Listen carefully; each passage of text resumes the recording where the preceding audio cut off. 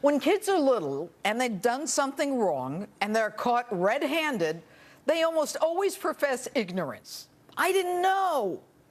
Actually, a lot of adults, mostly defendants I've met up with, say the same thing.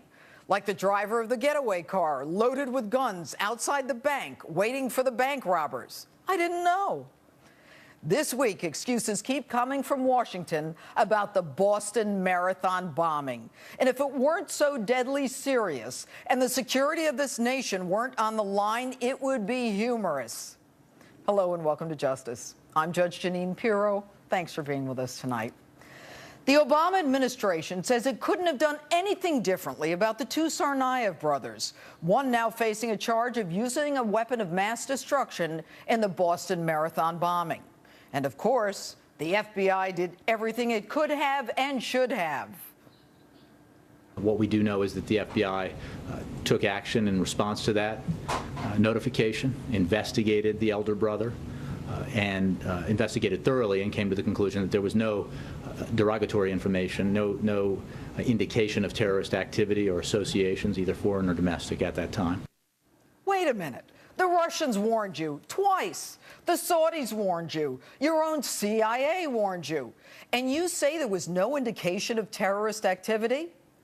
And by the way, why is it that the Russians reportedly had enough information to get a wire on Tamerlan talking to his mother about an attack, and our FBI gives him a clean bill of health? And why is it that we are so clueless about the dangers that these brothers posed? Okay, forget that the other governments told you. Forget that your own CIA told you. Then what about those radical jihadi videos posted by Tamerlan on YouTube? You know, something about this reminds me of Benghazi, when the Brits got out and the Red Cross got out and our people begged for more security and we did nothing. And speaking of Benghazi, take a listen to the president from yesterday. I think that this is a very difficult challenge when you have individuals who are self-radicalizing. They're not part of some massive conspiracy or network. Mr. President, how can you be so sure that they're not part of some massive conspiracy or network? Kind of reminds me of that old spontaneous protest about the video. Why are you, Mr. President, so wedded to those narratives? Could it be that if the brothers were self-radicalizing and if the video caused the massacre of 4 Americans in Benghazi, then you could keep spinning that you broke the back of al-Qaeda and that they're on their heels? And oh, I forgot, of course they're on their heels. You killed that old geezer watching those porno films. But you say it like it's a fact. Now, you're convinced that nothing more could have been done. Well, and the FBI followed up on them, but the FBI can't arrest somebody just based on a rumor, and you know, that's part of our system of laws.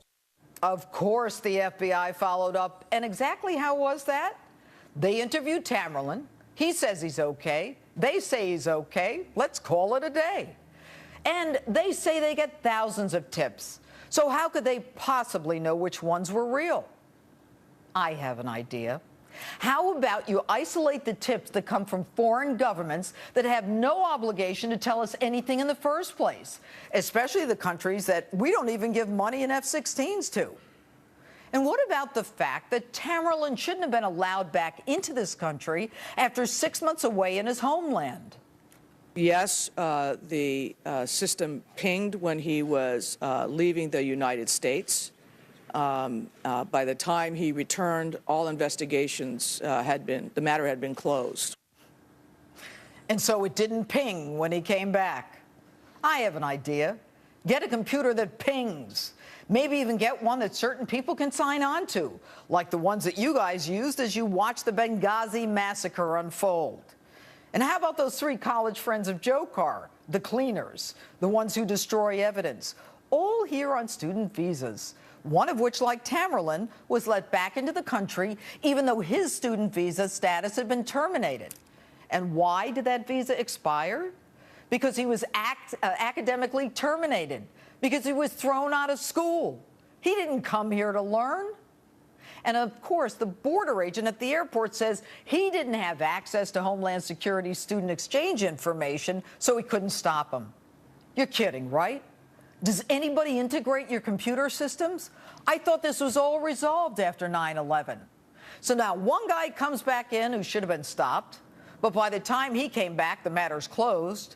Another guy comes back in because they didn't have access to the computer information that would have stopped him. I guess you didn't get that ping either. So I have an idea. Why do we even have student visas? They come here, we give them scholarships, they leave, take all the information, assuming they even came here to learn in the first place, and then they leave. It's called a brain drain. So what do we get out of their coming here anyway? And then, after not listening and not putting two and two together, when you're criticized, you say it's not your fault, like your pal Eric Holder. He says it was the magistrate who decided to Mirandize Joe Carr at the hospital bedside. The magistrate did the appropriate thing. The magistrate followed the law. We did not immunize. We didn't give anybody Miranda. Really? This is the most important terrorist case we've got. Who filed the charges? Who assigned the assistant U.S. attorney to handle this? Who told the assistant U.S. attorney to go to the hospital? Who arranged for security at the hospital? Is it just me, or have I seen this one before? Ooh, I love to dance a little sidestep. Now they see me, now they know that I'm gone. But I guess in the end, we'll do one of those lessons learned, like the lessons from the Benghazi Accountability Review Board, which came up with pretty much the same conclusions that the 1999 Accountability Review Board came up with after the brutal bombings in Kenya and Tanzania. And we'll just keep working on fixing those problems, or saying we didn't know. With me now, American Center for Law and Justice Chief Counsel Jay Sekulow from Nashville, and former federal prosecutor David Raskin, who is with me in New York. Good evening, gentlemen. Good evening. Jay, why is the president so insistent on saying that these were lone wolves and self-radicalized? Exactly what you said, and that is it's not fitting the president's narrative. And, you know, this whole self-radicalized idea, you know, what's the difference between learning about radical jihadism from an imam in a mosque and learning it over from an imam on the internet? That's not self-radicalized. It's, again, this is coordinated. So it's not fitting the narrative. That's number one. And number two, it's the terminology used here. How can they be a lone wolf? First of all, we know there was two. Now we've got three more. So these are not lone wolves. This was someone organized this, someone paid for this. And someone arranged for it to happen. And it could be the two brothers and then the three accomplices that try to hide the weapons that were utilized after the fact. Or were they part of it before? We'll find out, I guess, unless they've already Mirandized them, which I'm sure they have, so they'll not be talking. But I think it's just not fitting the narrative, Judge. That's what you said is right. It's not fitting the narrative. But this whole self-radicalized idea, we got to get off this. There's technology now, and we need to know about it. All right. And David Raskin, you tried the Zacharias Moussaoui case, and that was a case that involved one of the planners of the 9/11 attack. And so you're very familiar with this. I mean, does it make a difference to you whether or not they were self-radicalized or whether Tamerlan went back and was trained in his homeland of Dagestan? Well, of course it matters in terms of national security. In terms of the prosecution itself, the elements of the offense don't require that somebody be radicalized in the United States or abroad.